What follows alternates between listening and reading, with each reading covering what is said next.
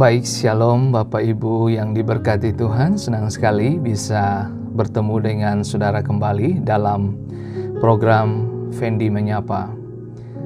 Hari ini saya akan membahas satu topik yang bagi saya ini sangat penting, karena ini menentukan sikap hidup kita dan menentukan masa depan kita. Apakah Anda berjalan jauh atau tidak? Ditentukan dari sikap hati saudara.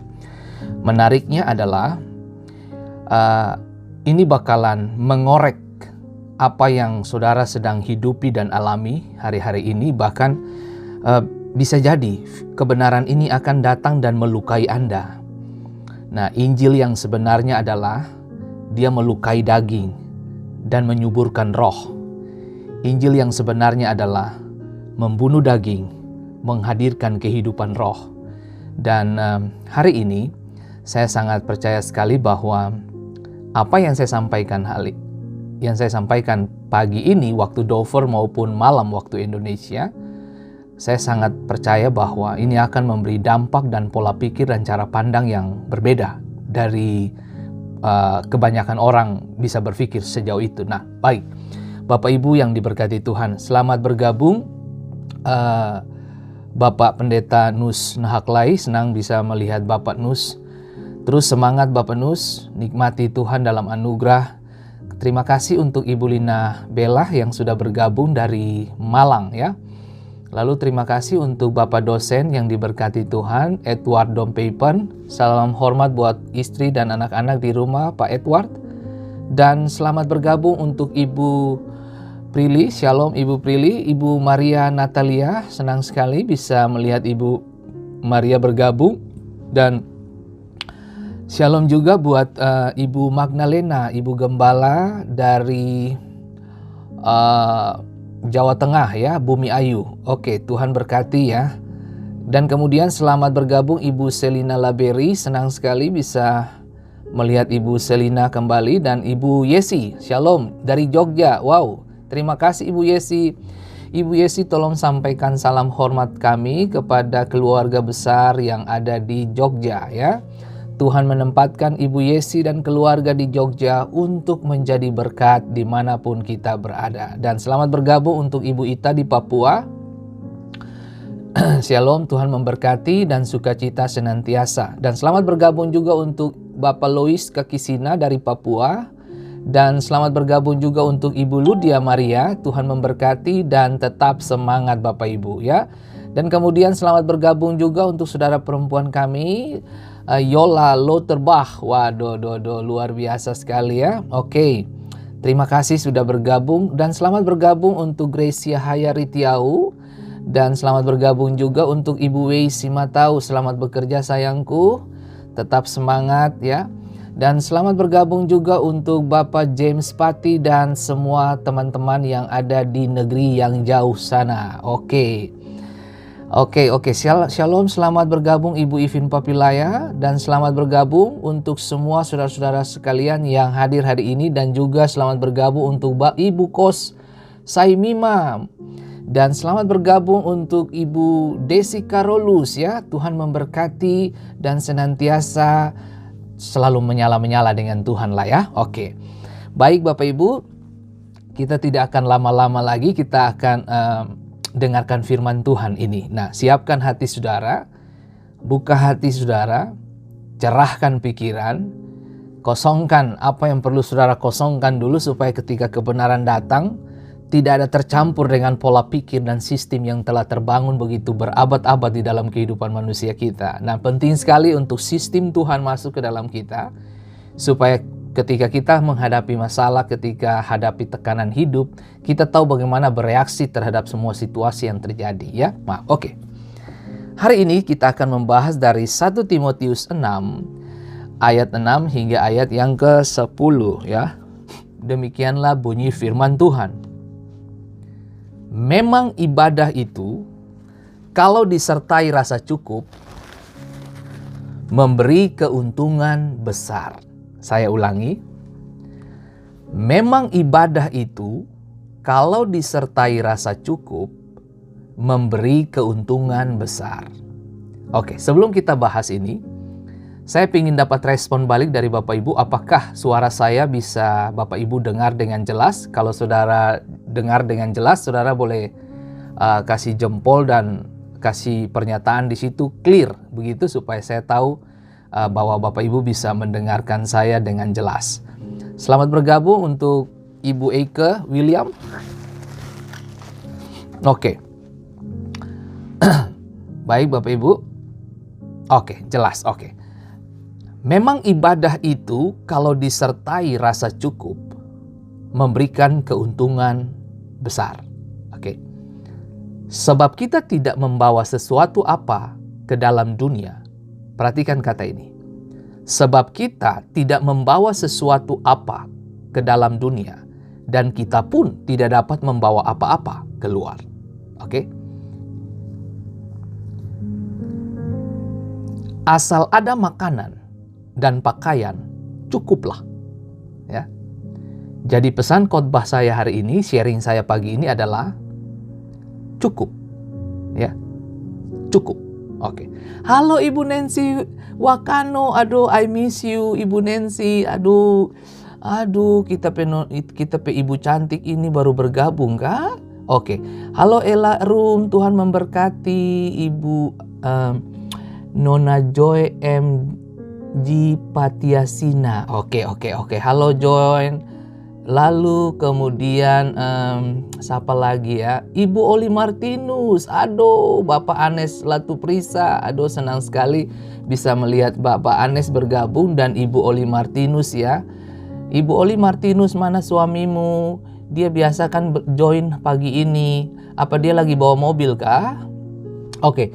Untuk Ibu Ivon Telusa Kulelean, dosen yang luar biasa dan selamat bergabung untuk saudara perempuan kami, Ibu Esther Kadang. Wow, senang sekali lihat Ibu Esther. Ibu Esther posisi di mana sekarang sayang? Selamat bergabung Bapak Hengki Patikawa, hamba Tuhan yang luar biasa. Tetap semangat Pak Hengki, jalanin hidup, nikmati Tuhan ya. Dan selamat bergabung untuk Ibu Nel Sanaki Tangkuman. Aduh, senang sekali bisa lihat Ibu Nel kembali. Aduh, senang sekali, senang banget. Senang bisa melihat semua Bapak Ibu bisa join bersama saya di program Fendi Menyapa ini. Dan sekali lagi saya mengulangi bahwa adapun dari tujuan dari program ini dibangun adalah supaya kita menjembatani satu dengan yang lain. Mungkin saja lewat program ini ada beberapa dari ibu-ibu atau bapak-bapak yang sudah lama nggak tegur sapa sama keluarga mungkin yang jauh. Tahu-tahu mereka ketemu di Fendi Menyapa. Kan asik, itu namanya membangun jembatan komunikasi. Tujuannya supaya dunia ini semakin hari semakin indah. Kenapa? Karena kita hidup berdampingan bersama, berbagi kasih dan saling menyapa itu penting. Ingat baik selalu bahwa kehidupan itu selalu harus diwarnai dengan tegur sapa. Tujuannya apa? Supaya menjaga keseimbangan di antara kita. Orang kalau sering-sering menegur orang lain ya, menegur maksudnya menyapa begitu, ada kemungkinan besar iri hati dan cemburu itu tidak ada. Percayalah, komunikasi yang sehat akan dibangun begitu utuh dan kemudian kita bisa mendapatkan pikiran-pikiran yang cerah, ceria begitu ya. Oke. Bapak Henry Yoris, apa kabar sayang? Tuhan memberkati. Dan Ina Katiaru, sudah paling lama ya nggak dengar nama ini ya. Kemudian Oh, Ibu Esther ada di Jakarta. Salam hormat buat Pak Presiden Jokowi. Berdoalah buat Pak Presiden biar Pak Presiden tetap semangat ya. Lalu kemudian selamat bergabung untuk Henry Simatau. Malam Pak Henry. Oke, Tuhan memberkati dan sukacita senantiasa. Oke, baik. Selamat bergabung juga Pak Pendeta dari Kalimantan, Dadan Su. Ini Bapak Pendeta Dadan ini salah satu hamba Tuhan yang luar biasa. Kalau Bapak Ibu pingin melihat dan siapa orang ini, Pendeta Dadansu ini, beliau adalah salah satu hamba Tuhan yang Tuhan percayakan untuk membangun Kalimantan. Bagaimana dia mendistribusikan hatinya kepada orang-orang banyak di Kalimantan, dan dia telah menjadi dampak yang begitu luar biasa dan menjadi berkat bagi Kalimantan. Tuhan memberkati Pak Dadansu ya. Kemudian selamat bergabung Ibu Rina Manusama. Senang sekali bisa melihat Ibu Rina bergabung dan join dengan kita. Dan selamat bergabung juga untuk saudara perempuan saya, Ibu Shirley Dana Kopra ya. Tuhan memberkati. Baik Bapak Ibu yang diberkati Tuhan. Kemudian selamat bergabung untuk Rode Elizabeth. Aduh, senang sekali untuk Ibu Bung Rode. Ibu atau Bapak ya? Oke. Rode Elizabeth, selamat bergabung Ibu Rode Elizabeth. Tuhan memberkati dan tetap semangat. Mari Bapak Ibu, saya hari ini saya akan bahas tentang firman Tuhan yang terambil dari 1 Timotius 6 ayat 6 sampai dengan ayat yang ke-10. Demikianlah bunyi firman Tuhan. Memang ibadah itu kalau disertai rasa cukup memberi keuntungan besar. Dengar baik, disertai rasa cukup memberi keuntungan besar. Oke? Sebab kita tidak membawa sesuatu apa ke dalam dunia, dan kita pun tidak dapat membawa apa-apa keluar. Asal ada makan dan pakaian, cukuplah. Itu Alkitab ya. Paulus menjelaskan hal ini panjang lebar tentang bagaimana situasi kehidupan yang dilakukan untuk Timotius, anak rohaninya. Oke. Lalu kemudian dikatakan, tetapi mereka yang ingin kaya, dengar kata ini. Dengar kata ini baik-baik. Dengar kata ini baik-baik. Tetapi mereka yang ingin kaya. Ulang lagi. Tetapi mereka yang ingin kaya. Nah, pertanyaannya begini. Pak Pendeta, emang kita nggak bisa kaya? Emang kaya itu berdosa? Bukan. Jangan salah prediksi. Jangan salah menafsir. Jangan salah menangkap maksud dan tujuan dari pesan kita pagi ini. Nah, ikuti ulasannya, ikuti pengertiannya, apa yang menjadi agenda Paulus untuk Timotius, untuk diterapkan kepada jemaat yang Timotius pimpin.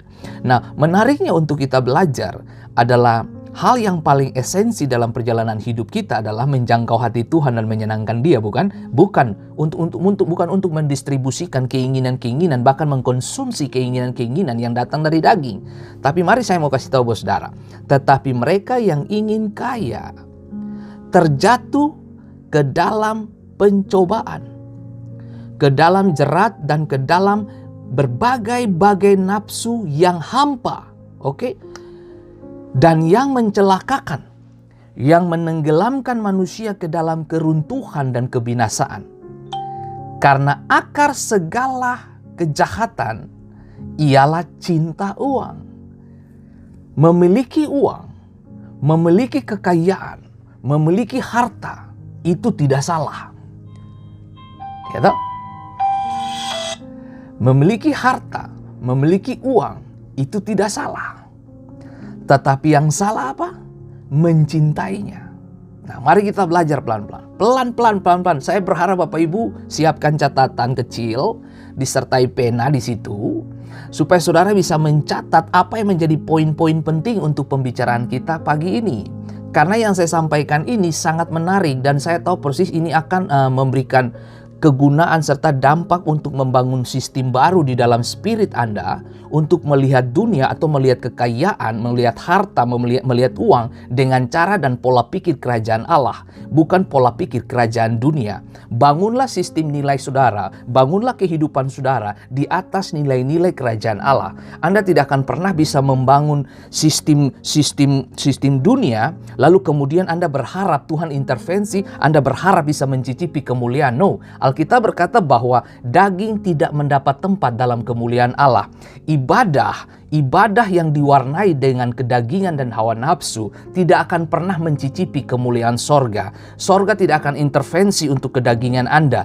Tetapi hari ini saya mau memberitahu kepada saudara bahwa menarik untuk kita mengerti bahwa, ingat baik, selalu jangan salah konteks ya kalau saudara saya ngomong begini, bahwa sorga tidak akan intervensi ketika saudara membesarkan daging. Nah, Yesus datang menebus kita. Tapi sadarkah saudara, ketika Yesus datang menebus saudara dan saya, ketika kita tidak membangun sistem kekebalan tubuh, sebut saja begitu, sistem di dalam kita dengan nilai-nilai kerajaan Allah, Anda dan saya akan mengalami kerugian-kerugian besar terhadap apa yang dikerjakan Yesus di kayu salib. Sadari itu betul, bahwa apa yang kita lakukan sekarang itu paling penting.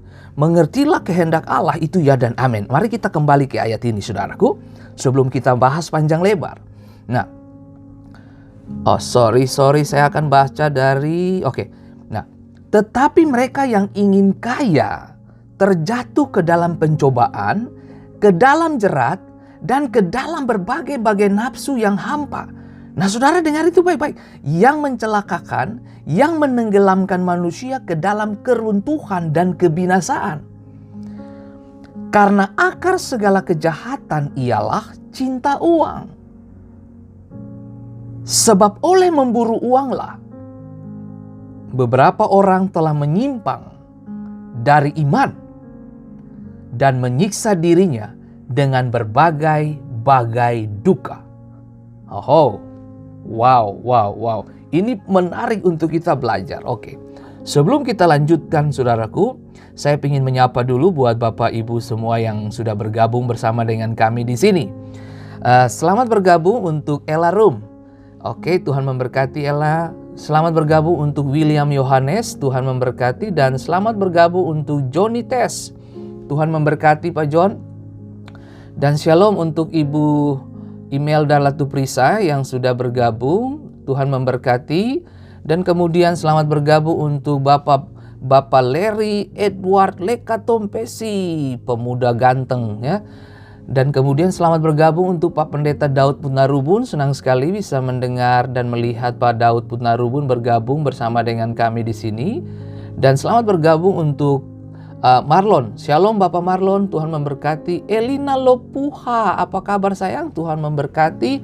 Tetap semangat dan tetap menjalani hidup dengan cara yang tidak biasa.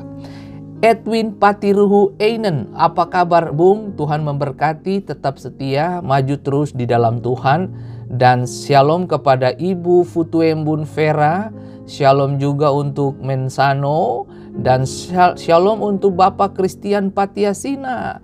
Dan kemudian shalom untuk Yudit Febiola Rutu Malesi, shalom. Mereka berdua posisi sekarang ada di Belgia ya. Shalom Yudit, salam hormat buat Brother Dick ya, begitu ya. Selamat bergabung juga untuk Bapak Yohanes Yahaya dari Jakarta. Tuhan memberkati, tetap semangat dan tetap menikmati Tuhan lewat kehidupan hari-hari kita. Baik, supaya kita tidak memperpanjang waktu kita atau memperpanjang ini, tapi mari kita lanjut saja. Mari kita sama-sama. Baik. Sebab oleh memburu uanglah beberapa orang telah menyimpang dari iman dan menyiksa dirinya dengan berbagai-bagai duka. Ya, saya pelan-pelan membahasnya ya.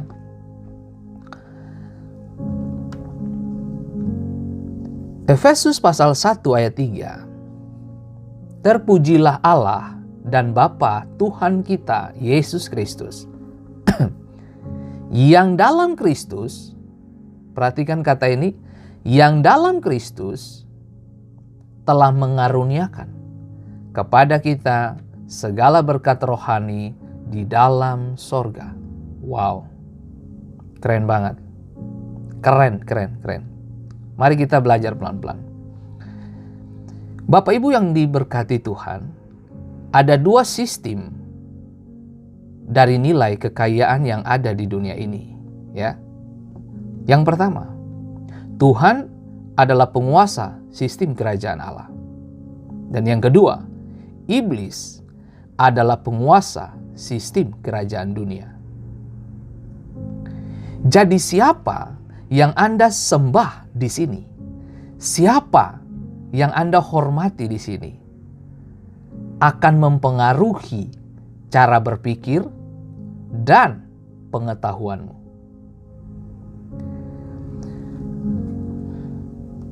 Anda bisa menyelesaikan pertandingan ini dengan baik ditentukan dari sikap hati Anda untuk mendownload apa yang terbaik bagi dirimu. Dikatakan dalam Efesus pasal 1 ayat 3, terpujilah Allah dan Bapa Tuhan kita Yesus Kristus, yang dalam Kristus, perhatikan ini, kata ini, mengaruniakan kepada kita segala berkat rohani di dalam sorga.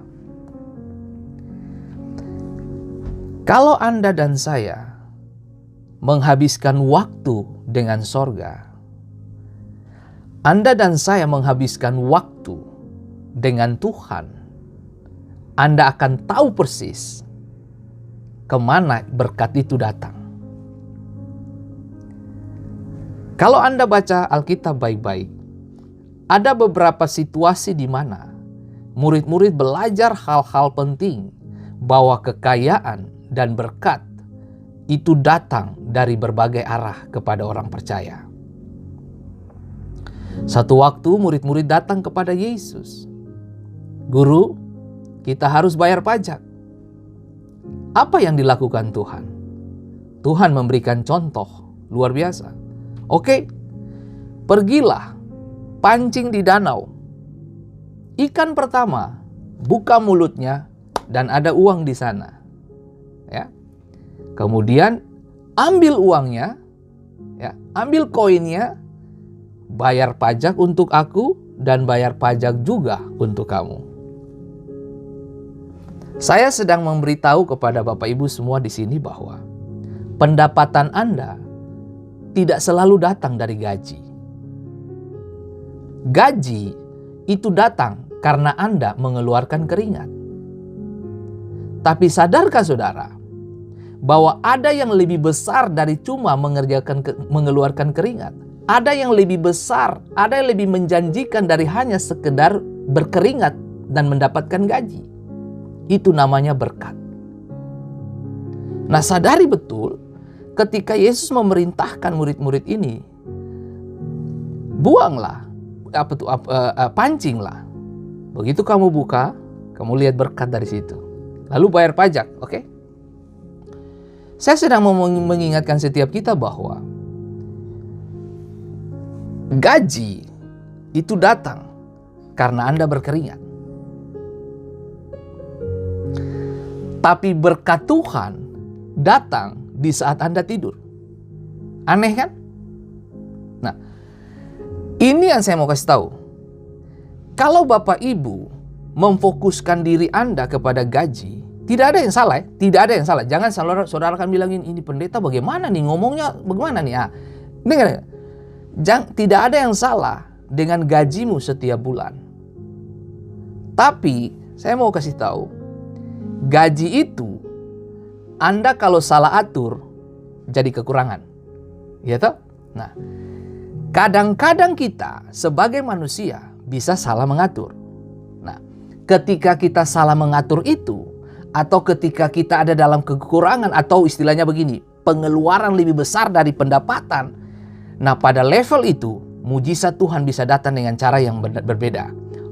Tapi mari saya kasih tahu, yang penting bagi saudara adalah bagaimana memanage keuangan itu lebih penting, ya.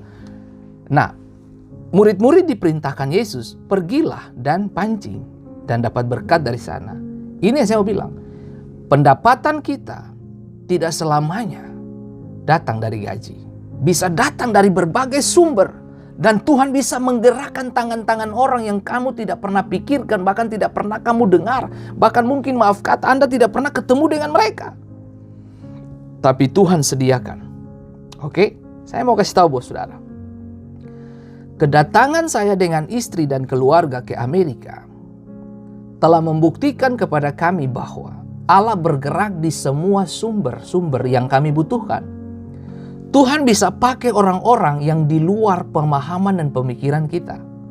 Saya cerita satu pengalaman ini.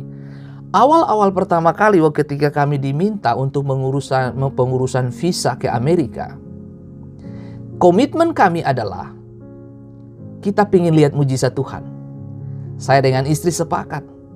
Dan kami berdua berdoa, Tuhan, kalau Tuhan mau kami ke Amerika, Tuhan buka jalan. Tuhan kasih tunjuk bahwa visa kami dapat. Dan Anda tahu sendiri untuk pengurusan visa Amerika itu susah-susah gampang. Dan ada begitu sekian banyak orang yang mencoba mengurusnya dan ditolak. Dan tidak semua orang, bahkan orang yang punya duit di rekening banyak pun bisa ditolak. Dan tidak dapat visa Amerika. Nah, baik saudara. Waktu dalam perjalanan, waktu itu kita ada kegiatan menghadiri salah satu pernikahan begitu di Jakarta. Saya dengan istri tinggal di Ambon, saya di Jakarta. Waktu itu saya berangkat, lalu kemudian kita terbang pulang ke Ambon ya, pulang ke Ambon.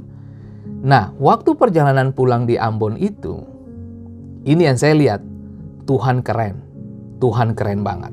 Ini yang saya lihat, Tuhan keren. Nah, waktu saya berhadapan dengan check-in untuk tiket, tiba-tiba saya melihat ada satu orang bapak, dia masuk dari gate untuk pintu dia masuk. Terus kemudian saya menoleh, saya kaget dia ada di situ. Shalom Bapak. Gitu. Dia bilang, hey shalom Pak Fendi. Oke. Bapak mau kemana? Saya mau ke Papua. Oh oke. Oh saya kembali ke Ambon Pak. Gitu, oke. Nah saudara tahu, dengar. Kalau Tuhan telah menentukan Anda diberkati, itu berkat datang ikuti Anda di mana saja.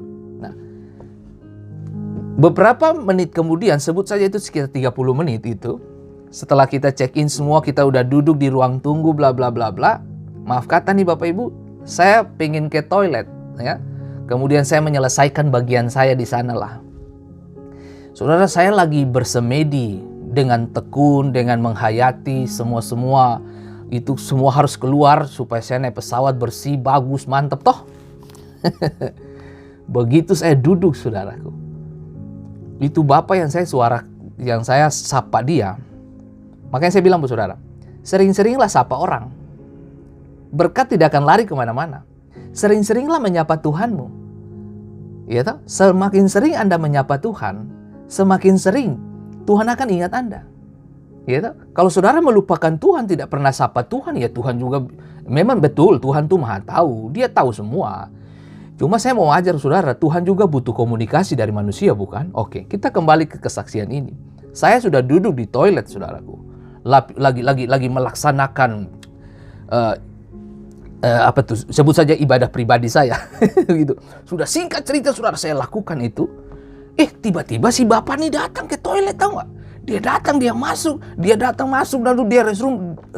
Dia bilang, Pak Fendi, kata, halo Pak, bagaimana? Saya pikir nih si bapak nih mau minta didoakan sebelum dia naik pesawat kan. Sebelum dia terbang gitu ke Papua. No Pak Fendi, saya mau ketemu dengan Pak Fendi. Beberapa detik aja gitu. Oke. Saya bilang sebentar Pak gitu. Saya kalau seingat saya tuh dia 3 kali loh dia datang ke restroom itu. Ganggu saya saudara. Dia datang yang kedua lagi. Pak Fendi, sudahkah? Coba lihat. Gitu. Datang lagi yang ketiga, sudahkah? Nah, yang ketiga itu baru saya tahu ini serius. Ini serius. Sama kan ketika Samuel dipanggil oleh Tuhan. Samuel datang ke Imam Eli. Datang sama 3 kali. Begitu 3 kali Eli langsung tahu. Itu Tuhan yang bicara. Nah, ini saudara, dia datang 3 kali tahu nggak? Langsung saya keingat. Wih, ini Tuhan mau bicara ini. Sadap saudara. Singkat cerita saudara, saya keluar, saya ketemu dia. Saudara tahu yang terjadi apa? Dia titip berkat bagi saya. Kemudian saya bawa pulang dan istri saya buka, kita berdoa. Tepat seperti tiket yang kita butuhkan. Tepat seperti dana yang kita butuhkan untuk pengurusan visa ke Amerika. Kemudian saya telepon dia dan saya tanya, apa alasan Anda memberkati saya? Saya perlu tahu, apa alasan Anda memberkati saya? Lalu dia bilang begini, Pak Fendi, saya pemimpin. Dan setiap kali perjalanan dinas, ada berkat dari pemerintah untuk perjalanan dinas itu. Dan saya sudah sisipkan perjalanan dinas saya untuk kasih kepada hamba Tuhan yang pertama kali menjumpai saya dan menyapa saya di airport. Itu setiap kali dia terbang, dia selalu ngomong gitu ke Tuhan katanya. Jadi, waktu Pak Fendi teriak nama saya, lalu menyapa saya, langsung saya ingat doa saya di Papua itu. Kasih orang itu, berkati pendeta itu. Dia lagi dalam kebutuhan. Nah, singkat cerita saudara, itu berkat datang ke restroom itu. Nah, sampai akhirnya kami datang dan bisa menikmati berkat dan pengurusan visa semua lunas. Tahunya dari mana? Dari si bapak ini. Sampai saya bisa pengurusan visa, sampai kepada tiket pulang pergi Ambon Jakarta dalam pengurusan visa. Dia yang biayai semuanya. Itu yang saya mau bilang. Kalau kamu berjalan dengan visi Tuhan, kamu berjalan dengan agenda Tuhan, kamu berjalan dalam kehendak Allah, itu bukan urusanmu soal penyediaan. Itu Bapak yang punya proyek. Bapak pasti lengkapi. Saya sebagai pelaksana tugas dari seluruh agendanya Tuhan. Kehendak Allah harus terjadi di dalam hidup saya. Itu sebabnya saya mau kasih tahu buat saudara bahwa berkatmu tidak selamanya datang dari gaji. Bahkan gaji pendeta saya pun saya tidak selalu mengharapkan dari situ. Bagaimana Tuhan memakai dan memberkati saya dengan cara-cara yang tidak biasa. Bahkan orang-orang yang tidak pernah saya pikirkan sebelumnya, justru Tuhan kirim untuk memberkati saya. Dan tentunya saya tidak akan makan itu sendiri, karena prinsip kami adalah memberkati orang lain. Berkat, definisi berkat adalah cukup untuk Fendi Sima tahu, lebihnya untuk orang lain. Itu definisi berkat. Tapi kebanyakan dari kita makan semuanya. Sampai kita lupa bahwa ada mensisipkan sedikit untuk kepentingan-kepentingan orang lain. Itu yang saya sebut benih. Itu yang saya sebut investasi. Saudaraku yang diberkati Tuhan, ini hal yang tidak biasa saya kasih tahu buat Bapak Ibu. Begini, kalau Tuhan mendesain kita untuk memberi, Dia pasti siapkan benih. Siapkan hatimu sebagai orang yang siap untuk menabur. Nah, oke, kita kembali ke sini supaya jangan terlalu panjang lebar. Nah, coba saudara lihat ini. Ingat baik, di dalam dunia ini ada dua sistem. Sistem Tuhan dan sistem kerajaan kegelapan. Tergantung kemana Anda akan melangkah. Anda bisa rusak karena sistem yang kamu bangun bersama dengan kerajaan kegelapan, atau Anda justru mengalami hal-hal yang luar biasa dan yang tidak biasa menurut ukuran dan agenda manusia. Tapi ketika kamu berjalan dengan agenda Tuhan, Tuhan yang provisi, artinya Dia yang menyediakan, Dia yang mencukupkan, Dia Allah provider, Dia menyediakan. Tapi yang paling penting adalah kita harus punya dasar untuk berpijak, harus punya dasar untuk bagaimana melangkah di atas janji, serta penyertaan-penyertaan yang tidak biasa oleh Tuhan itu. Nah, makanya Bapak Ibuku yang diberkati Tuhan, coba saudara lihat ini baik-baik. Karena itu, Yesus harus menjadi Tuhan dan Raja dalam hidup Anda dan saya. Tidak ada tawar-menawar dalam hal ini, saudaraku. Tuhan, bagaimana kalau nanti di gereja Tuhan jadi juru selamat bagiku? Nanti kalau aku ke gereja, kalau aku lagi ibadah, Tuhan tahulah, Tuhan jadi raja dalam hidupku, Tuhan jadi Tuhan dalam hidupku. Nanti kalau aku di tempat kerja, nanti Tuhan kan di gereja, Tuhan kan tidak ada di kantor. Makanya berapa banyak dari Anda yang melakukan kejahatan korupsi disebabkan karena kamu taruh Tuhan di gereja, tapi tidak bawa Tuhan di kantor. Itu kesalahan fatal. Makanya kita kehilangan yang disebut dengan apa? Perkenanan Tuhan. Mikir baik-baik Bapak Ibu. Nah coba lihat. Karena itu Yesus harus menjadi Tuhan dan Raja. Oh mari kita mengerti. Firman ini, nah, kalau Anda ke gereja, yang parah lagi kalau orang ke gereja, ketika hamba Tuhan berkhotbah, ketika firman Allah disampaikan, yang lebih parah lagi, satu jari menunjuk orang. Ini firman kayaknya cocok buat si A.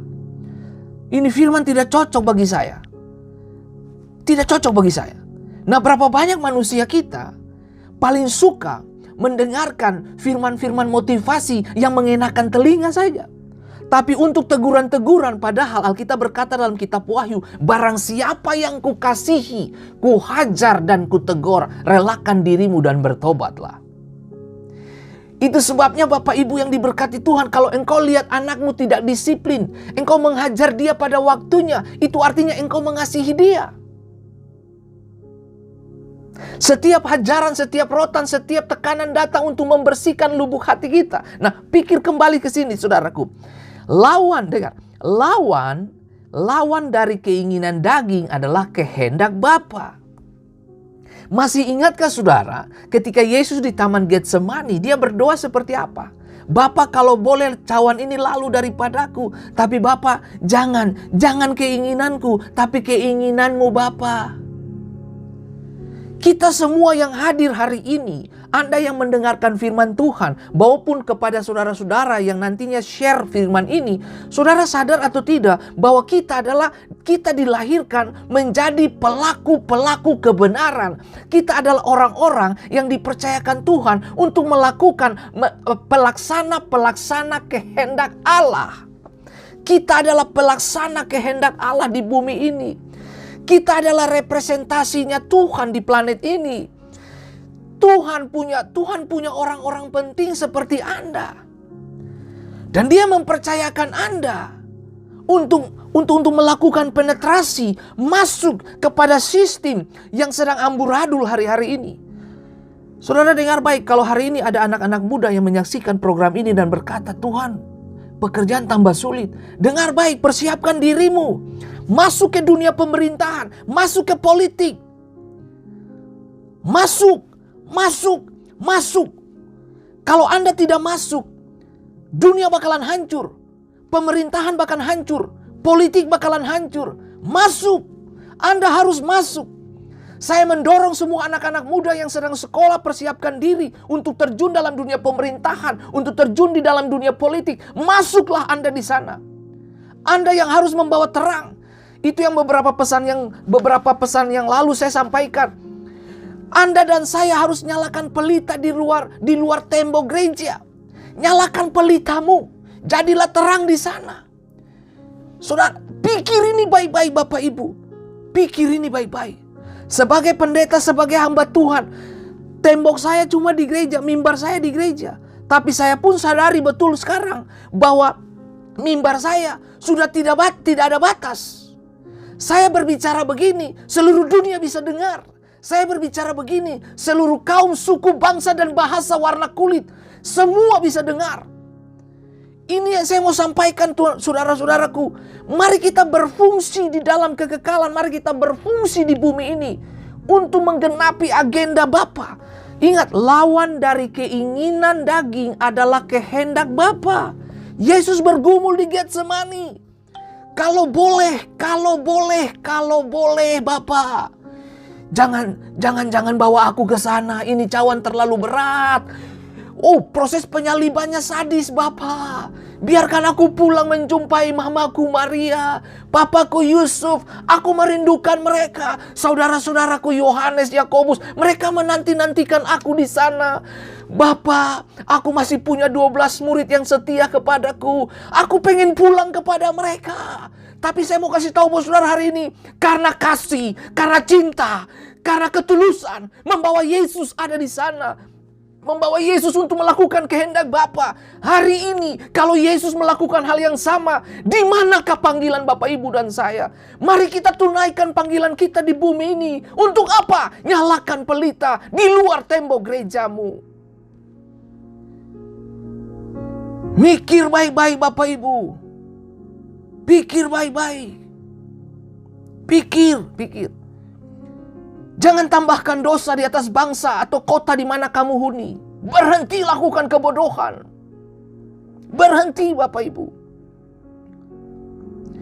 Jadi, kalau kita melakukan kehendak Bapa, artinya kita harus mengganti sistem dan cara pikir kita. Dan cara pikir kita harus diisi oleh kehendak Bapa. Siapa yang menjadi Tuhan kita akan menentukan siapa yang kita hargai. Saya ulangi. Siapa yang menjadi Tuhan kita akan menentukan siapa yang kita hargai. Makanya Yesus berkata, Mamon itu Allah saingan.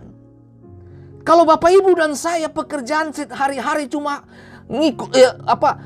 kejar mamon, kejar keuntungan. Dengar baik, tidak ada yang salah dengan Anda mencari uang, bekerja dan mendapatkan gaji. Tidak ada yang salah. Justru Tuhan mengajarkan kita orang yang malas tidak boleh dikasih makan. Nah, artinya saudara bekerja itu berkat. Nah, begini.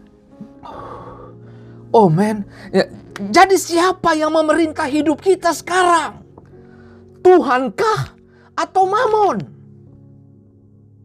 Saudara yang bisa mendeteksi dirimu sendiri. Saudaraku yang diberkati Tuhan, sistem itu apa? Perangkat unsur yang secara teratur saling berkaitan sehingga membentuk suatu totalitas. Kita sedang hidup di dalam sistem dunia. Nah, sistem itu seperti ini, ada sistem pencernaan makanan, ada sistem pernafasan, ada sistem peredaran darah dalam tubuh. Itu sistem, bekerja berdasarkan sistem. Dan Anda tidak bisa keluar dari sistem. Anda keluar dari sistem, Anda hancur.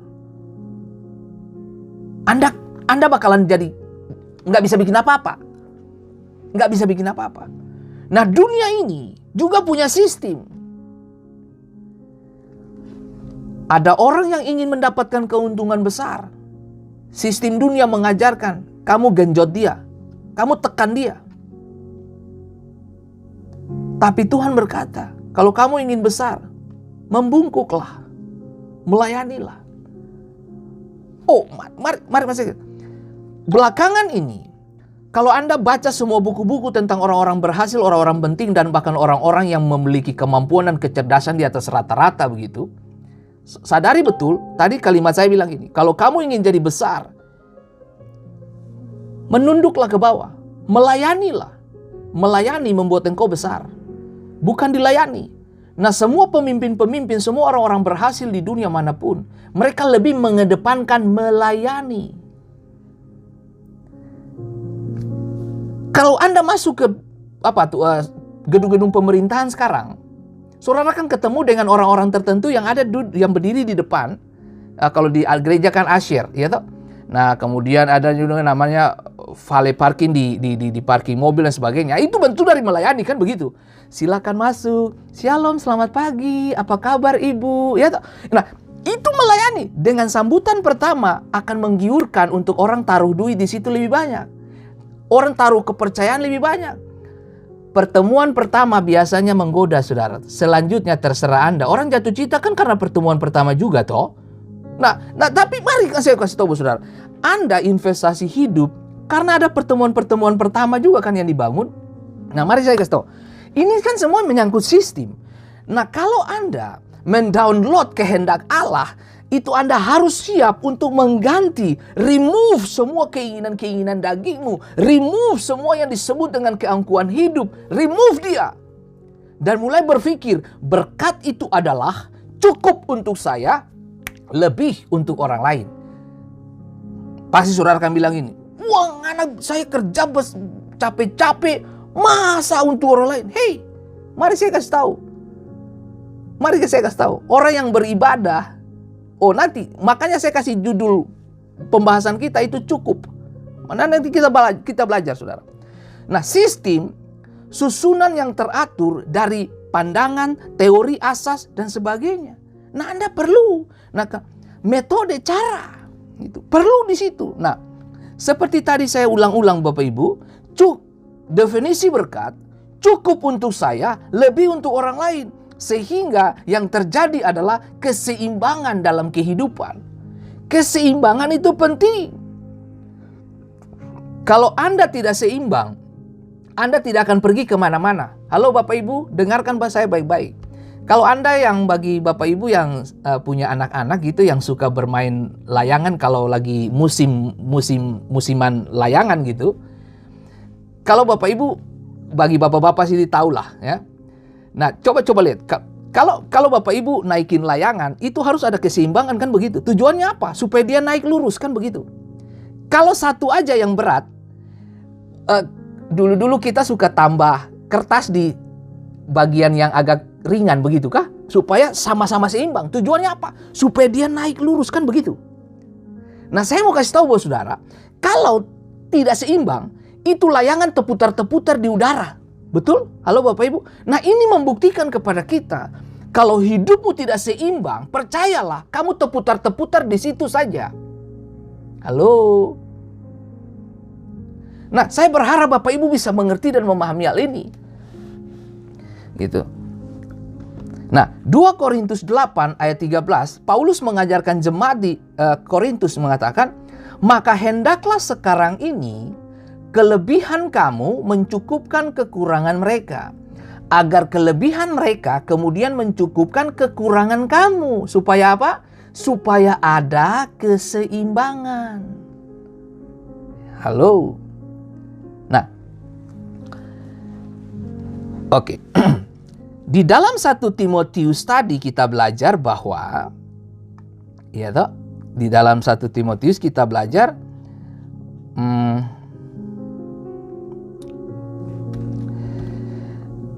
kita belajar begini bahwa, tetapi mereka yang ingin kaya terjatuh bla bla bla dalam pencobaan, dalam jerat, dalam berbagai-bagai nafsu yang hampa, mencelakakan diri, menenggelamkan manusia ke dalam keruntuhan dan kebinasaan dan sebagainya. Tak? Nah, lihat. Makanya saya bilang 1 Timotius 6 ayat 6 dan 10 sampai 10 ini menggambarkan situasi manusia kita di sekarang ini. Nah, bagi yang senang berjudi, Amsal 20 ayat 21 mengatakan, milik atau harta yang diperoleh dengan cepat pada mulanya, akhirnya tidak diberkati. Catat baik-baik. Harta yang diperoleh dengan cepat pada mulanya, akhirnya tidak diberkati. Kamu yang suka berjudi, kenapa orang suka pasang lotre, undian dan sebagainya? Anda pingin cepat kaya kan? Gitu. Oke. Alkitab bilang ini, akhirnya tidak diberkati. Karena Anda pingin cepat-cepat kaya. Dengar, segala sesuatu yang dapat dengan cepat bisa hilang juga dengan cepat. Nah, Amsal 13 ayat 11, harta yang cepat diperoleh akan berkurang. Tetapi siapa yang mengumpulkan sedikit demi sedikit menjadi kaya. Menariknya adalah, kalau hari ini engkau cuma punya sekian rupiah atau sekian dolar, saving your money. Saving. Nah, sedikit demi sedikit. Sedikit demi sedikit.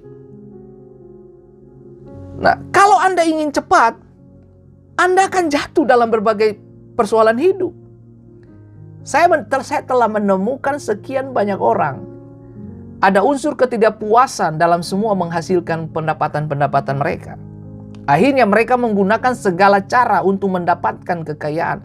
Entah itu menipu, istilahnya gali lubang, tutup lubang, pinjam di si A, tutup pada si B, pinjam dari si C, tutup pada si B. Kita melakukan kebodohan di mana-mana.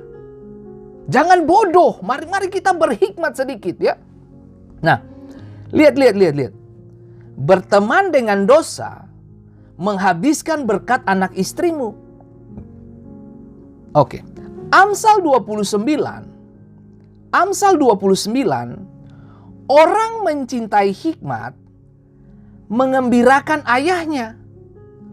Tetapi siapa yang bergaul dengan pelacur memboroskan harta.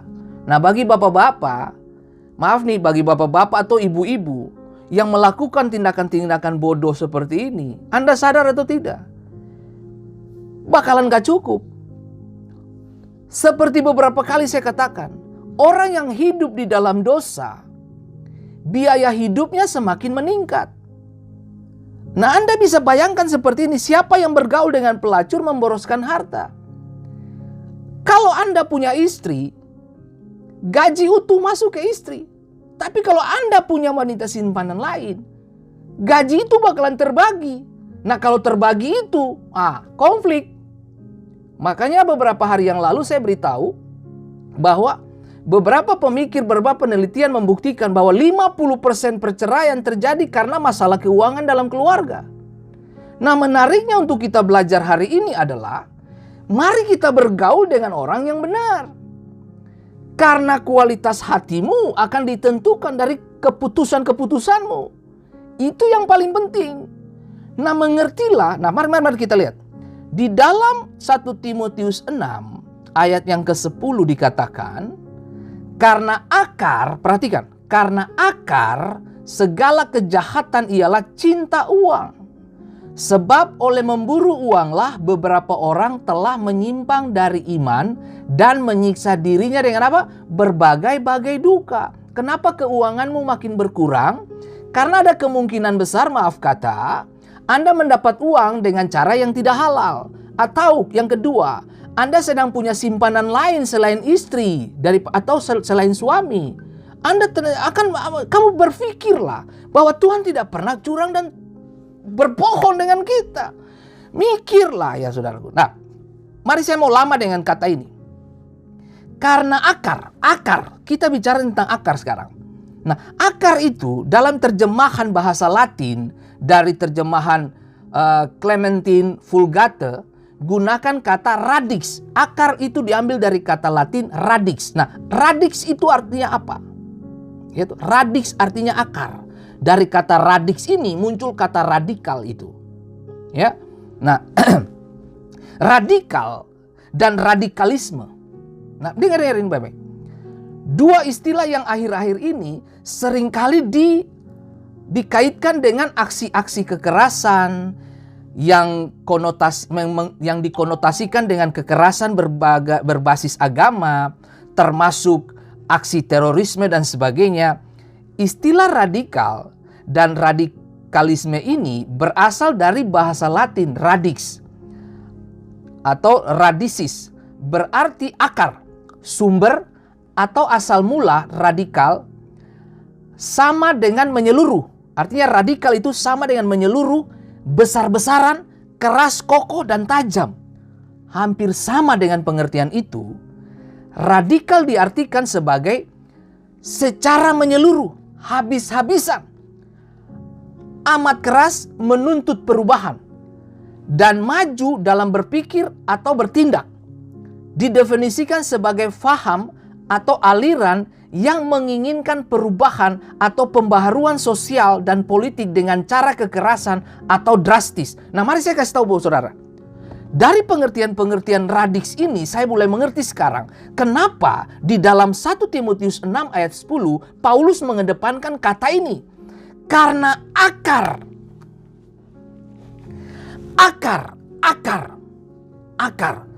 Kalau Anda ingin lihat sebuah perubahan besar terjadi, Anda harus merubahnya dari akar.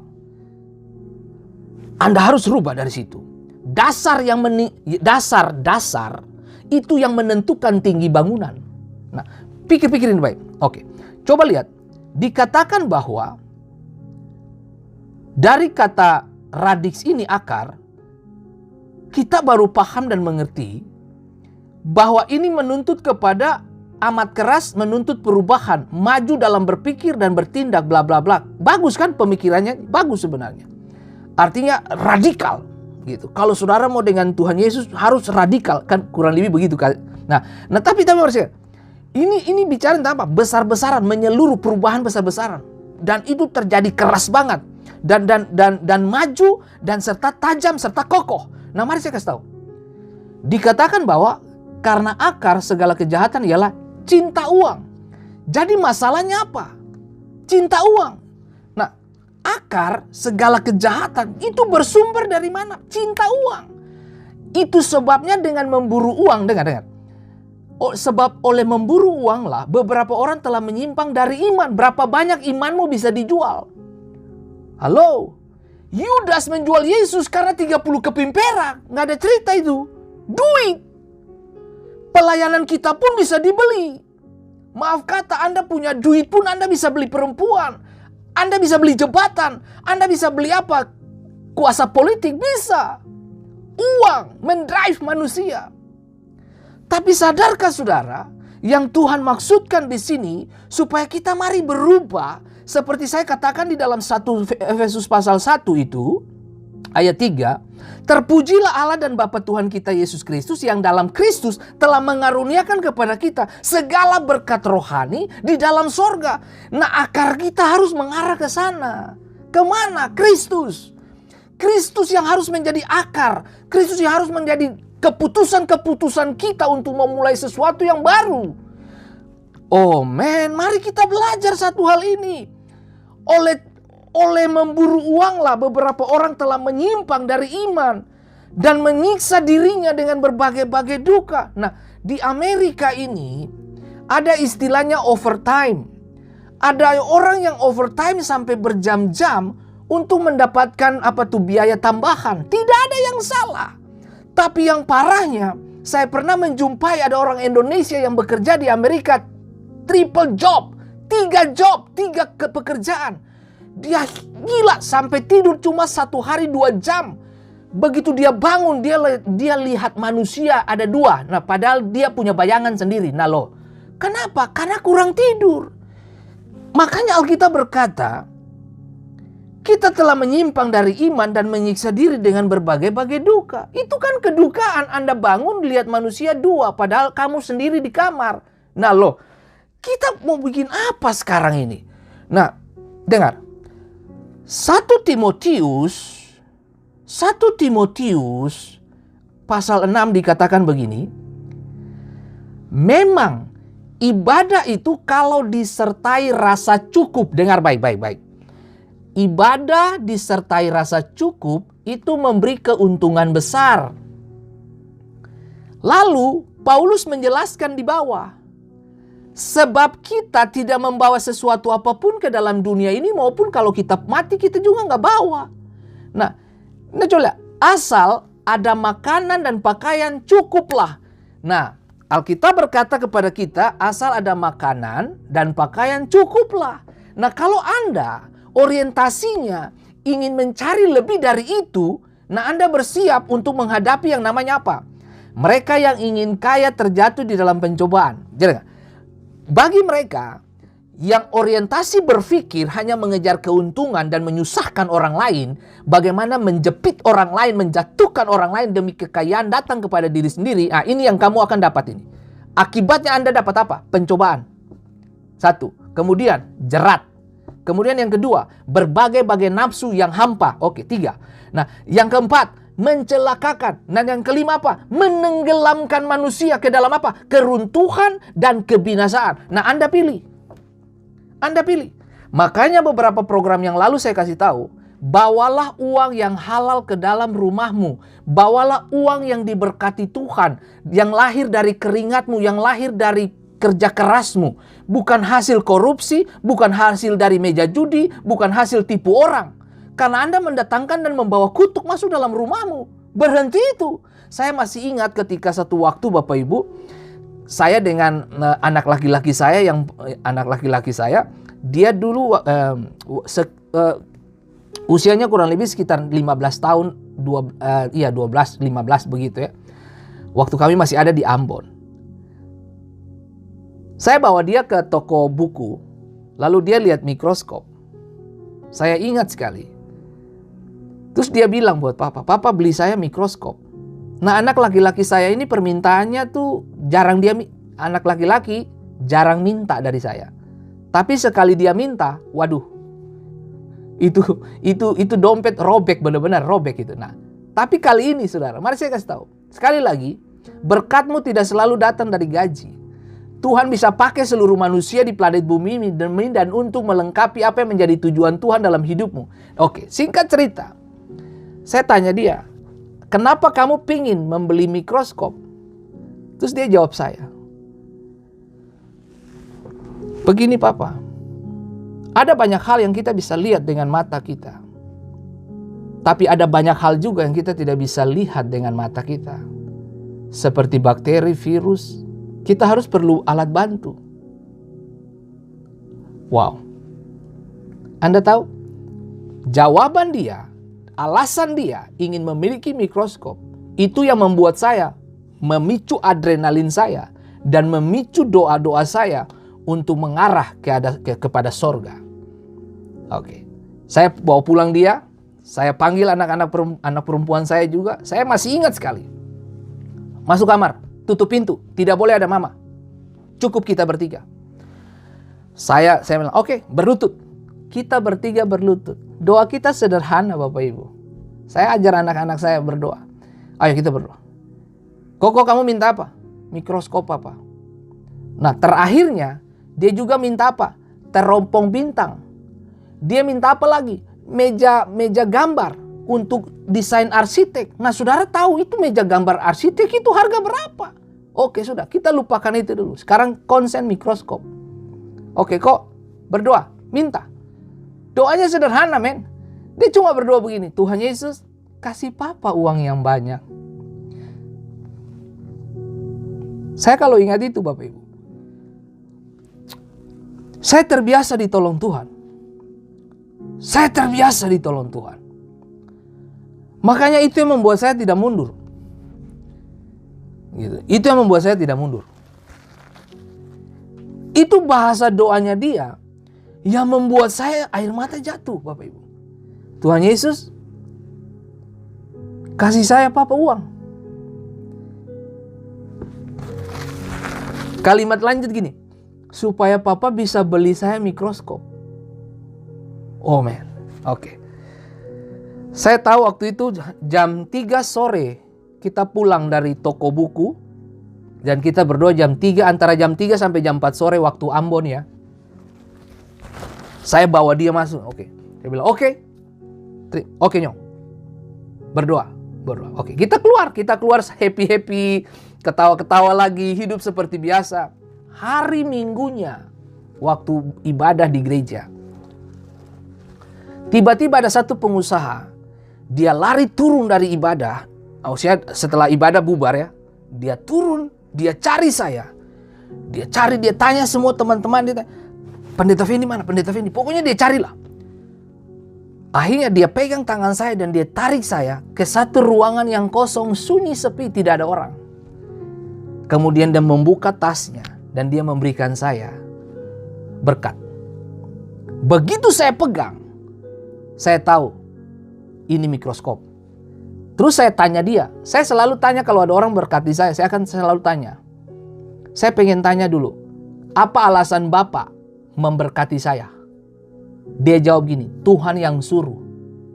Saya boleh tahu? Tuhan suruh hari apa? Saya ingat waktu itu saya dengan anak-anak saya pergi ke toko buku hari Jumat. Jam 3, jam 4 sore kita ada di kamar berdoa. Lalu si bapak ini jawab, "Hari Jumat sore Tuhan bisikin, kasih Fendi, dia dalam kebutuhan." Oke? Saya tanya, "Sore jam berapa?" Saya tanya si bapak ini, "Sore jam berapa?" "Antara jam 3 sampai jam 4, jam 5 begitu Pak Fendi." Saya lupa ingat hari Jumat waktu itu. Karena saya lagi duduk di kantor, tiba-tiba suara itu muncul dari hati saya. "Perhatikan Pendeta Fendi, dia dalam kebutuhan." Jam 3 sore. Nah, saudara tahu, habis ibadah dia datang cari saya. Itu yang saya mau bilang. Begitu dia bilang, Tuhan punya suara jam 3 sore. Itu bayangin coba. Itu saya dengan anak, berarti doa anak saya begitu naik ke arah sorga, langsung Tuhan pukul balik. Puk! Tuhan pantulkan ke pengusaha ini. Puk! Dia terima. Dan dia manifestasikan. Saudara, saya cuma mau kasih tahu buat saudara. Tidakkah Tuhan kita dahsyat? Begitu pulang, saya kumpul anak-anak saya. Saya bilang, kumpul semua. Ray, you yang buka. Kenapa Papa, Koko yang buka? Karena kamu yang berdoa. Kamu yang berdoa. Kamu yang menikmatinya. Dengar baik, Alkitab berkata, petani yang baik adalah petani yang menikmati hasilnya pertama. Dia yang menabur, dia yang menanam, dia juga yang menikmati pertama. Saya bilang, kamu yang buka, Nyong. Kamu yang buka. Kamu yang buka. Karena kamu yang berdoa, bukan Papa. Karena kebutuhan bukan pada Papa, kebutuhan padamu. Dan Tuhan sudah jawab. Nah, singkat cerita, dia buka, dia kaget. Saudara tahu dia kaget lihat uang setebal begitu kan? Saudara dia. Begitu kita sampai sana, hari Senin saya ingat. Hari Senin, saya bilang, kok mau temanin Papa beli mikroskop? Tidak usah Papa. Papa saja yang beli. Saya bawa datang. Dia gunakan hal itu.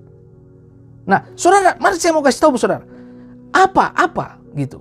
Apa yang membuat penghalang-penghalang kita? Tidak ada yang susah kan di hidup ini. Yang bikin susah apa? Otak kita kan. Otak kita yang bikin rumit. Gitu. Oh, nanti kalau begini bagaimana? Nanti kalau begini bagaimana? Kekhawatiran dan kecemasan itulah yang membuat kita kadang-kadang gagal di situ. Nah, coba lihat baik-baik saudara. Alkitab berkata, tetapi mereka yang ingin menjadi kaya terjatuh dalam pencobaan. Saya mengenal banyak pejabat. Dan saya sangat mengenal mereka. Karena memang hampir setiap hari, kalau saya ada di kota Ambon, saya hampir setiap hari ngopi dengan mereka. Duduk dan berbicara tentang masa depan dengan mereka. Tapi ketika mereka masih menjadi pegawai biasa, dengar. Bagi Bapak Ibu yang pegawai negeri, siapapun di sini, dengar. Waktu mereka menjadi pegawai negeri biasa, maksudnya belum punya posisi di kantor, pergi ke kantor on time, pulang on time. Istri senang di rumah, anak-anak senang.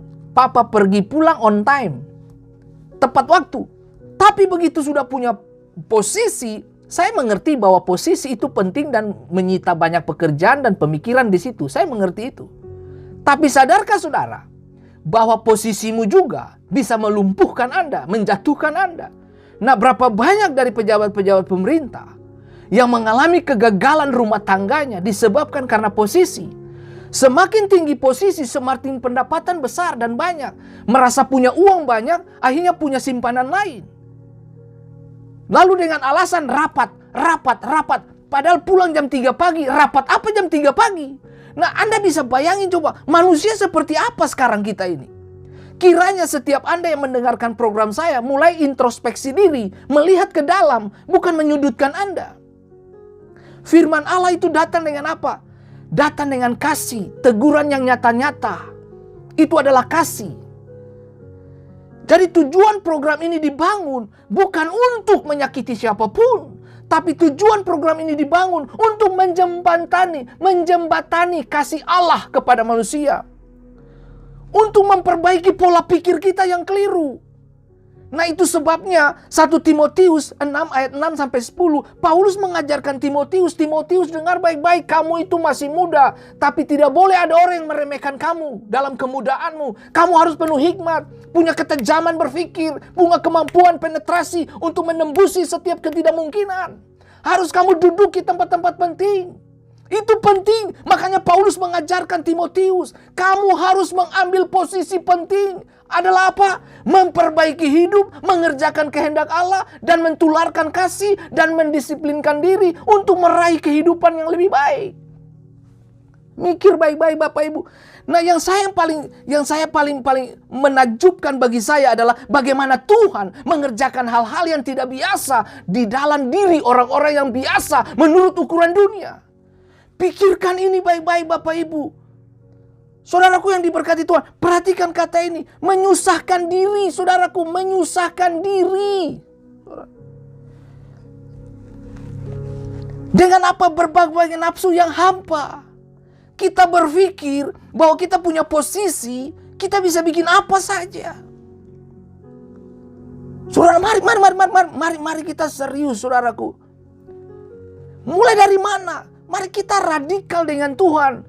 Bukan pakai konsep pikiran kita yang daging ini. Isi kehendak Allah. Sekali lagi saya katakan, lawan dari keinginan daging apa? Kehendak Allah. Kehendak Allah yang harus menjadi bagian terdepan kita. Kekayaan yang sesungguhnya ada di dalam saudara. Itu sebabnya beberapa program yang lalu saya katakan bahwa pendidikan formal, pendidikan atau kuliahmu itu bisa membuat engkau mencari uang. Tetapi untuk menjaga kualitas hidupmu terus bercahaya adalah pendidikan hati.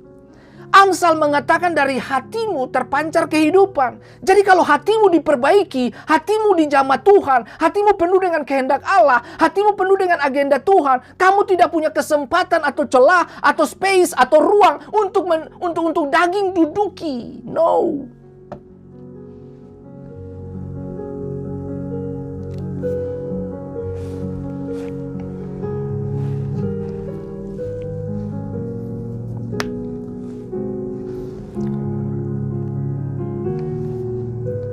Saudara pengen ibadahmu berkuasa. Datang dengan apa adanya. Datang apa adanya kepada Tuhan. 1 Timotius 6, memang ibadah itu kalau disertai rasa cukup memberi keuntungan besar. Berapa banyak dari kita mau ke gereja saja alasannya luar dugaan. Tidak ada baju, tidak ada sepatu, belum ke salon, tidak, di luar ada hujan. Alasan banyak, makanya Alkitab berkata, pemalas itu punya alasan banyak. Pemalas itu seperti engsel pada pintu, ngerti nggak? Jadi pintu tuh dibuka gini, krek, krok, krek, kok, krek, kok, krek, kok. Nah cuma gitu, itu pemalas. Dia cuma bergerak apa? Tutup, buka, tutup, buka, tutup, buka. Udah kayak film India, ketemu pohon menari di situ aja, nggak di lain-lain lagi. Nah coba, tutup, itu pemalas. Nah, maka mari berpikir bahwa Tuhan punya cara tidak seperti yang kamu pikirkan dong. Halo, mari kita belajar. Alkitab berkata memang ibadah itu kalau disertai rasa cukup memberi keuntungan besar. Jadi kecukupan itu memberi keuntungan besar. Jangan alasan, Papa saya mau ke gereja, saya tidak punya sepatu. Alasan banyak sekali nih ibu-ibu. Aduh. Ya, alasan banyak sekali. Nah, Papa saya tidak punya baju lagi. Lo begitu buka lemari makan ada lemari pakaian itu ada 20 baju. Betapa berdosanya kita bilang tidak punya baju. Alasan banyak sekali. Gitu.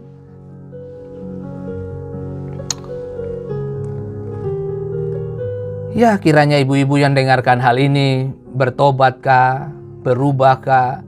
Dan saya rasa mungkin suami-suaminya pasti tepuk tangan dan berkata, benar Pak Fendi, benar Pak Pendeta, benar, lanjutkan Pak Pendeta, lanjutkan Pak Pendeta.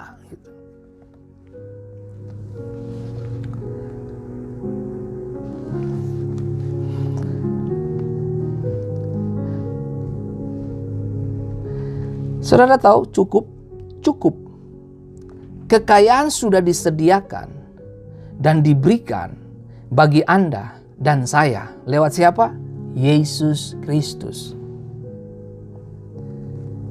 Jika kita mengejarnya adalah sia-sia. Sia-sia. Oke, mungkin saudara bilang, dengar. Bekerja mendapatkan gaji itu hal yang benar. Oke? Tapi kalau Anda mengejar melebihi dari yang seharusnya dan itu mengalihkan fokusmu, berapa banyak dari kita mengejar keuntungan sampai lupa bahwa istri dan anak-anak perlu diperhatikan. Anak-anakmu tidak dibesarkan dengan kekayaanmu saja, tapi anak-anakmu dibesarkan dengan kehadiranmu. Halo bapak-bapak, dengar baik-baik. Anak-anakmu dibesarkan dengan kehadiranmu secara fisik. istrimu tidak butuh duitmu saja bapak-bapak, tapi istrimu membutuhkan kehadiranmu di rumah. Oke? Nah, itulah saya mau kasih tahu. Berapa banyak konflik tuh yang model kayak begitu. Aduh, coba kita berubah kah? Gitu. Nah, coba lihat itu. Nah, 1 Timotius itu adalah memberitahu kita pasal 6, 1 Timotius pasal 6 adalah kekayaan yang ada di dalam kita ini harus dikembalikan kepada Tuhan dengan cara yang sehat. Kita memang hidup di dunia dan kita akan dikelilingi oleh sistem dunia, kan begitu. Tapi penting untuk kita mengerti bahwa sistem dunia itu adalah korup dan menghancurkan. Sistem dunia mengajarkan Anda untuk menarik orang yang di atas Anda jatuh, kemudian Anda duduk tempatnya. Sementara sistem kerajaan Allah adalah kamu tunduk melayani, maka pada waktunya kamu akan dilayani. Nah, beda saudaraku. Makanya, oh Tuhan Yesus, tolonglah kami ini.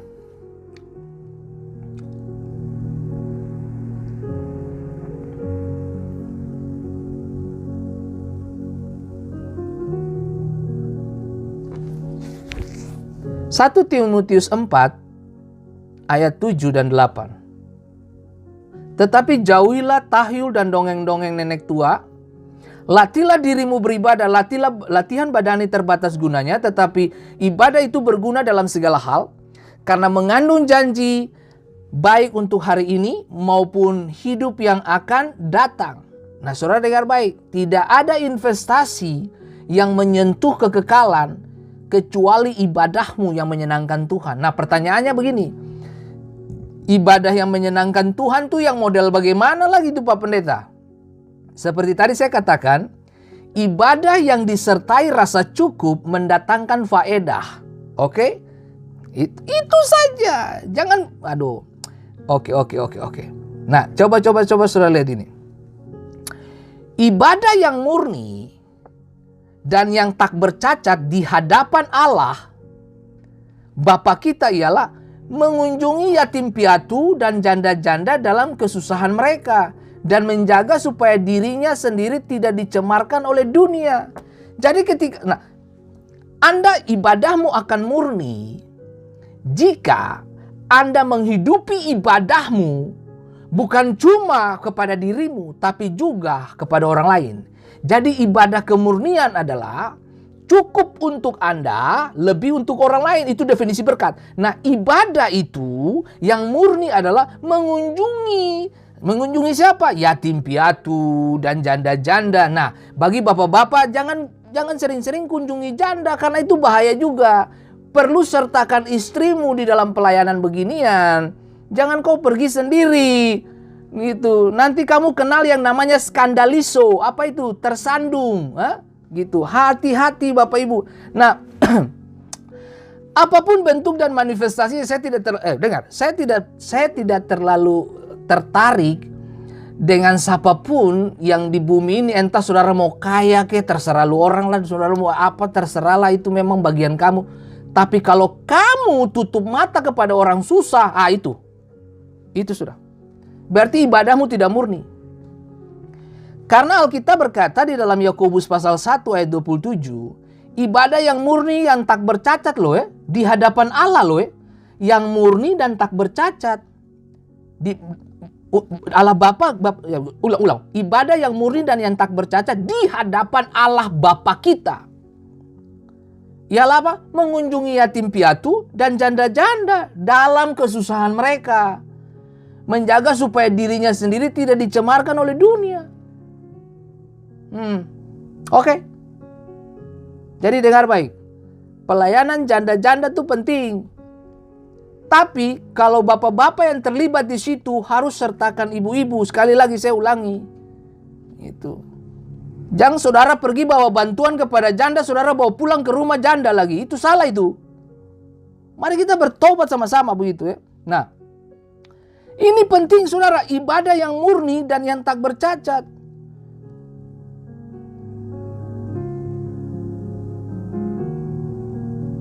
Nah,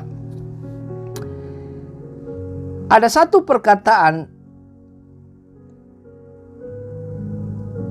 tentang ibadah ini, diambil dari kata Yunani, yaitu eusebia. Eusebia itu seperti keserupaan. Ibadah yang sejati ini sangat sering sekali dikatakan di Alkitab dan berguna dalam segala hal. Kapan saja kita hidup harus sama seperti Kristus. Itulah ibadah kita yang sejati. Makanya saya mau kasih tahu saudara, Yesus memberi makan, Yesus mengunjungi orang-orang susah. Yesus berkata bahwa kalau kamu ingin lakukan sesuatu untuk aku, lakukanlah kepada mereka yang dipenjara, kunjungilah mereka yang dipenjara, kunjungilah anak-anak yatim piatu. Karena waktu engkau melakukannya untuk aku.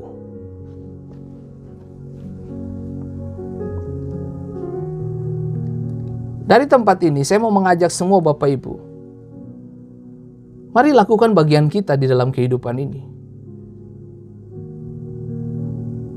Lakukan bagian kita.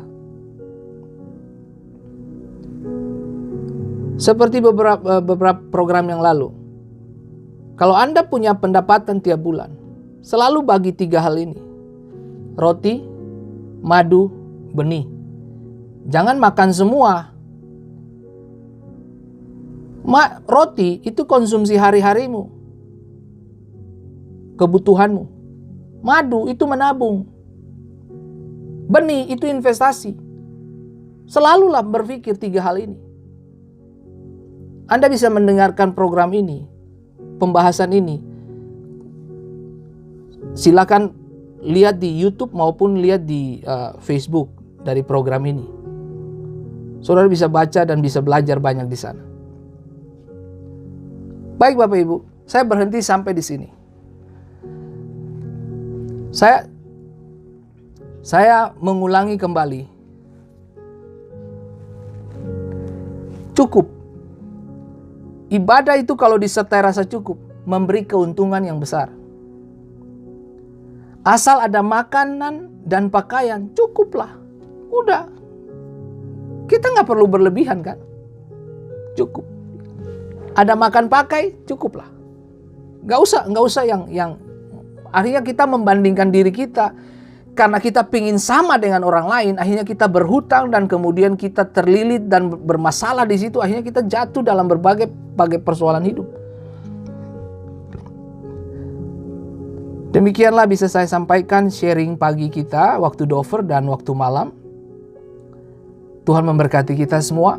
Dan bagi Bapak Ibu yang terlambat bergabung dengan kami, Bapak Ibu bisa mengikuti dari awal setelah program ini selesai.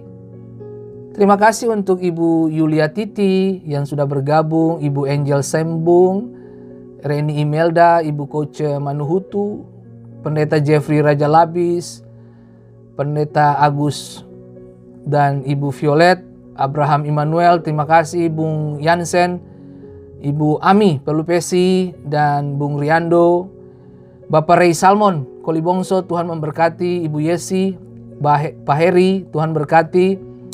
Dan kemudian terima kasih untuk Ibu Pendeta Titiwas dan Ibu Yola Loterbah. Terima kasih untuk Ibu Fani Parantika. Dan terima kasih untuk semua teman-teman, sahabat dimanapun Anda telah bergabung. Ibu Novita Tomasila dan Ibu Lili Noya Ukru, Tuhan memberkati.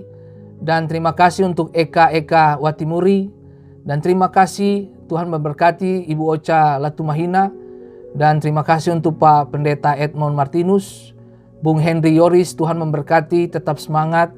Dan terima kasih untuk Fredrik Safira, Tuhan memberkati. Megi Apasa, Tuhan berkati. Dan Ibu Novita Yoris Luhukail, Tuhan memberkati dan tetap semangat. Untuk Ibu Pendeta Reni Tangkuman, Tuhan memberkati. Dan terima kasih untuk Trifosa Pea yang Tuhan berkati. Selamat bergabung juga untuk Sandra Messi Saertian. Tuhan memberkati. Ibu Pendeta Ruth Bire Doko, Tuhan memberkati. Dan terima kasih untuk Mercy Kainama Ibu Pendeta Wuwu Sulistio, terima kasih sudah bergabung. Dan Ibu Pendeta Yudit Soplantila, Tuhan memberkati. Dan terima kasih untuk Bapak Pendeta Rulan Leterdara yang sudah bergabung bersama dengan kami. Terima kasih untuk Ibu Agustin Gilbert, Tuhan memberkati, tetap semangat Ibu. Dan Ibu Yosina Tauran, Tuhan memberkati, tetap semangat dan luar biasa. Dan selamat bergabung juga untuk Ibu Sinta Aipasa, waduh senang sekali. Dan terima kasih untuk Ibu Lin Teubiulu, Ibu Pendeta, Tuhan memberkati. Dan selamat bergabung Ibu Alia Putri, Tuhan memberkati. Dan salam hormat saya untuk Ibu Linda Rumpeniak dan Ibu Lela Leolani, Tuhan memberkati. Dan selamat bergabung juga untuk Nelce Yani, Tuhan memberkati. Terima kasih untuk Bapak Budiman Koswara yang sudah bergabung, Gembala Rock Tampa, Florida.